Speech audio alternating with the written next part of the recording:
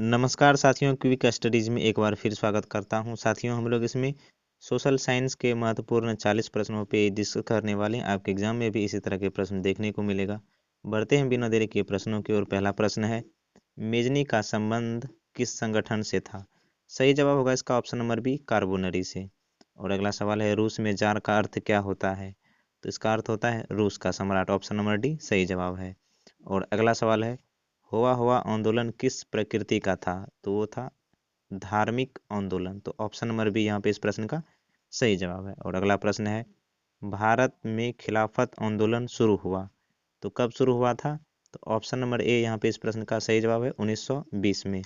और अगला सवाल है, 1917 ईस्वी में भारत में पहला जूट मिल किस शहर में स्थापित हुआ? तो सही जवाब होगा इस प्रश्न का ऑप्शन नंबर ए, कोलकाता में। कहाँ पे शुरू हुआ था? कोलकाता में हुआ था। और अगला सवाल है, पूंजीपति वर्ग के द्वारा किस वर्ग का शोषण हुआ? पूंजीपति वर्ग के द्वारा किस वर्ग का शोषण हुआ? सही जवाब होगा इस प्रश्न का ऑप्शन नंबर ए, श्रमिक वर्ग का। ऑप्शन नंबर ए सही जवाब है। और अगला प्रश्न है, प्राचीन काल में किस स्थल मार्ग से एशिया और यूरोप का व्यापार होता था? तो सही जवाब होगा इस प्रश्न का ऑप्शन नंबर बी, रेशम मार्ग के द्वारा। किस पे? रेशम मार्ग के द्वारा। और अगला प्रश्न है, गुटेनबर्ग ने सर्वप्रथम किस पुस्तक की छपाई की? तो सही जवाब होगा इस प्रश्न का ऑप्शन नंबर बी, गीता की। किसकी किसकी छपाई की थी? गीता की। और अगला प्रश्न है, राष्ट्रपिता के नाम से किसे जाना जाता है? सही जवाब होगा इसका option number B, Mahatma Gandhi. और नेक्स्ट क्वेश्चन है, कौन सा सामाजिक वर्ग बुद्धिजीवी वर्ग के रूप में उभर कर आया? तो सही जवाब होगा इसका ऑप्शन नंबर ए, उद्योगपति वर्ग। और अगला प्रश्न है, जब हम लैंगिक विभाजन की बात करते हैं तो हमारा अभिप्राय होता है? तो सही जवाब होगा इस प्रश्न का ऑप्शन नंबर ई, ऑप्शन नंबर ए, स्त्री और पुरुष के बीच जैविक अंतर। और अगला प्रश्न है, निम्नलिखित में कौन संघराज्य की विशेषता नहीं है? तो सही जवाब होगा इस प्रश्न का ऑप्शन नंबर बी, शक्तियों का विभाजन। शक्तियों का विभाजन जो है वो संघ राज्य की एक विशेषता नहीं है। तो ऑप्शन नंबर बी यहाँ पे इस प्रश्न का सही जवाब है। और अगला प्रश्न है, बिहार में संपूर्ण क्रांति का नेतृत्व किसने किया? बिहार में संपूर्ण क्रांति का नेतृत्व किसने किया? तो सही जवाब होगा इस प्रश्न का option number D, Jayaprakash Narayan ने। और अगला प्रश्न है, इनमें से कौन सी एक बात लोकतांत्रिक व्यवस्थाओं के अनुरूप नहीं है? तो सही जवाब होगा इसका ऑप्शन नंबर ए, कानून के समक्ष समानता। और अगला सवाल है, भारत एक लोकतांत्रिक राज्य है, निम्नलिखित में से किसमें यह घोषणा की गई है? तो सही जवाब होगा इसका ऑप्शन नंबर, भारत एक लोकतांत्रिक राज्य है, इसकी घोषणा किस में की गई है? तो यह एक किस में की गई है? तो वो प्रस्तावना में किया गया है, प्रियम्बल में। तो ऑप्शन नंबर ए यहाँ पे सही जवाब है। और अगला प्रश्न है, किस लोकसभा चुनाव के बाद महिलाओं की भागीदारी 10% से अधिक हो गई?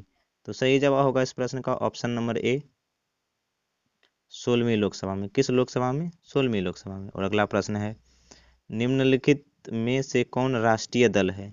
कौन जो है राष्ट्रीय दल है? तो सही जवाब होगा इस प्रश्न का option number D, Bharatiya Janata party.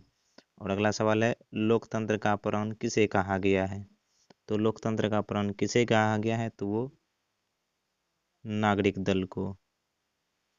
अगला सवाल है, भारत में संघ एवं राज्यों के बीच अधिकारों का विभाजन कितनी सूचियों में हुआ है? तो वो कितनी सूचियों में हुआ है? तो ऑप्शन नंबर ए, 3 सूची में। वो है संघ सूची, राज्य सूची और समवर्ती सूची।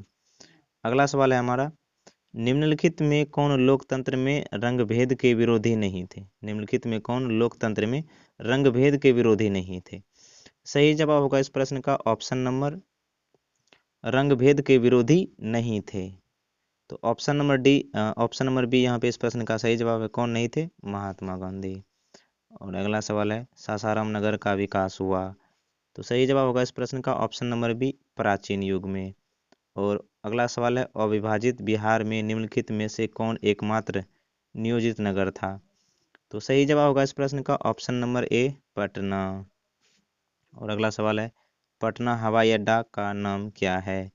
तो इसका नाम क्या है? तो सही जवाब होगा इस प्रश्न का option number A, Jayaprakash, Jayaprakash अंतर्राष्ट्रीय हवाई पत्तन।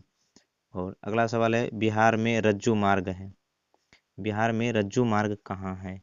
सही जवाब होगा इस प्रश्न का ऑप्शन नंबर बी, राजगीर। अगला सवाल है, बिहार में खनिज तेल मिलने की संभावना है?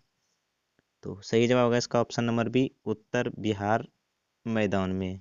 और अगला सवाल है, कांवड़ झील स्थित है? तो कांवड़ झील कहाँ पे स्थित है? ऑप्शन नंबर सी, बेगूसराय में। कांवड़ झील पक्षी विहार बेगूसराय में है, तो ऑप्शन नंबर सी इस प्रश्न का सही जवाब है। और अगला सवाल है, संजय गांधी जैविक उद्यान किस नगर में स्थित है? सही जवाब होगा इस प्रश्न का ऑप्शन नंबर डी, पटना में। अगला सवाल है, निम्नलिखित में कौन सड़कों का एक वर्ग नहीं है? सड़कों का एक वर्ग नहीं है। तो सही जवाब होगा इस प्रश्न का ऑप्शन नंबर डी, सीमांत सड़कें। एक सड़कों का एक वर्ग नहीं है। और अगला सवाल है हमारा, जिस देश का राष्ट्रीय आय अधिक होता है तो वह देश क्या कहलाता है? तो वह देश कहलाता है विकसित। और अगला सवाल है, भारत के किस राज्य की प्रति व्यक्ति आय सर्वाधिक है? तो इस प्रश्न का सही जवाब होगा यहाँ पे option number D, Goa. Bharat के गोवा राज्य की प्रति व्यक्ति आय सर्वाधिक है। ऑप्शन नंबर डी सही जवाब है। और अगला प्रश्न है, निम्नलिखित में कौन मुद्रा का कार्य नहीं है? तो मुद्रा का कार्य नहीं है, तो सही जवाब होगा इस प्रश्न का ऑप्शन नंबर डी, उत्पादन। मुद्रा का कार्य क्या है? उत्पादन नहीं है। और भारत का केंद्रीय बैंक कौन है? तो भारत का केंद्रीय बैंक है option number A, reserve bank of India यानी आरबीआई। आरबीआई भारत का केंद्रीय बैंक है। अगला सवाल है, ऊर्जा का मुख्य स्रोत क्या है? ऊर्जा का मुख्य स्रोत क्या है? तो सही जवाब होगा इस प्रश्न का ऑप्शन नंबर डी, इनमें से सभी। कोयला, पेट्रोलियम और विद्युत ये ऊर्जा के मुख्य स्रोत हैं। अगला सवाल है, पार्ले समूह के थम्स अप ब्रांड को किस बहुराष्ट्रीय कंपनी ने खरीद लिया? सही जवाब होगा इस प्रश्न का ऑप्शन नंबर ए, कोका कोला वाले ने। निम्नलिखित में से किसे बाढ़ से सबसे अधिक हानि होती है? तो सही जवाब होगा इस प्रश्न का ऑप्शन नंबर डी, उपरोक्त सभी को यानी फसल को भी, पशुओं को भी और भवनों को भी। अगला सवाल है, सामान्य संचार व्यवस्था के बाधित होने का मुख्य कारण है? सामान्य संचार व्यवस्था के बाधित होने का मुख्य कारण क्या है? तो सही जवाब होगा इसका ऑप्शन नंबर बी, संचार टावरों की दूरी होना, ज़्यादा दूरी पर एक टावर से दूसरे टावर की दूरी ज़्यादा होना। और अगला सवाल है, आग से जलने की स्थिति में किस प्राथमिक उपचार की आवश्यकता है? सही जवाब होगा इस प्रश्न का ऑप्शन नंबर सी, अस्पताल पहुंचाना। और अगला सवाल है, भूकंप के केंद्र के ऊर्ध्वाधर पृथ्वी पर स्थित केंद्र को कहा जाता है? तो सही जवाब होगा इस प्रश्न का ऑप्शन नंबर ए, भूकंप केंद्र। अगला सवाल है, बिहार का कौन सा क्षेत्र बाढ़ से प्रभावित है? तो सही जवाब होगा इस प्रश्न का ऑप्शन नंबर डी, उत्तरी बिहार। और हमारा अंतिम सवाल होगा इस कड़ी का, निम्नलिखित में कौन मानव जनित आपदा है? तो मानव जनित आपदा कौन सा है? तो वो है ऑप्शन नंबर डी, उपयुक्त में से सभी यानी सांप्रदायिक दंगे, आतंकवाद और महामारी ये मानव जनित आपदा है। तो यहाँ पे ऑप्शन नंबर डी सही जवाब है। तो साथियों, हम लोग इसमें सोशल साइंस के 40 प्रश्नों पे डिस्कस किए हैं। आपके एग्जाम में भी इसी तरह के प्रश्न देखने को मिलेगा। मिलते हैं इसी तरह के एक और नए वीडियो में, तब तक के लिए जय हिंद, जय भारत, वंदे मातरम।